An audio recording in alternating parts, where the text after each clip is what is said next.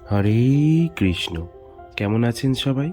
প্রতি বছরের ন্যায় এবছরও বাড়িতেই সরস্বতী মায়ের পুজো। তাই আমি পুরনো ঠাকুরটাকে একটা নতুন রূপদান দেওয়ার চেষ্টা করছি। তাই প্রথমেই একটু শিরিষ কাগজ দিয়ে পুরনো রঙটাকে তুলে দিচ্ছিলাম এখানে।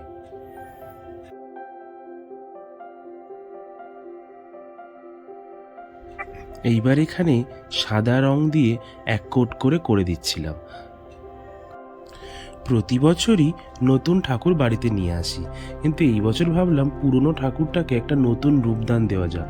দেখি কেমন লাগে, একটা নতুন অনুভূতি হবে। দেখুন, এখানে সাদা রংটা এক কোট করেছি। যেহেতু ভিতরে নীল রং ছিল, তাই নীল রংটা ফুটে উঠছে, এক কোট করলে হচ্ছে না, এখানে তাই ডবল কোট করতে হবে।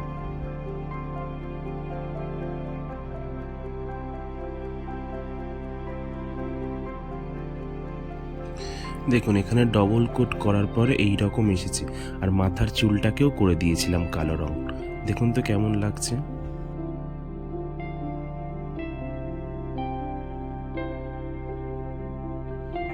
তারপর এখানে বাকি সব কিছু কমপ্লিট করার পর এবার এসেছে চোখ আঁকার পালা। প্রথমে আমি একটু ব্রাউন দিয়ে চোখটা এঁকে নিচ্ছিলাম, তারপরে ব্ল্যাক দিয়ে করে নেব।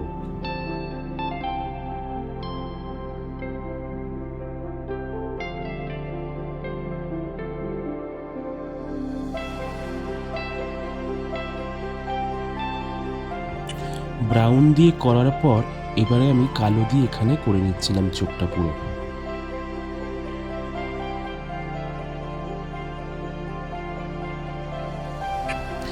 এবারে দেখুন সরস্বতী মায়ের পুরো কমপ্লিট ফাইনাল লুক। আমি এই ধরনের কাজ এই প্রথম করলাম। কেমন হয়েছে আমাকে একটু জানাবেন।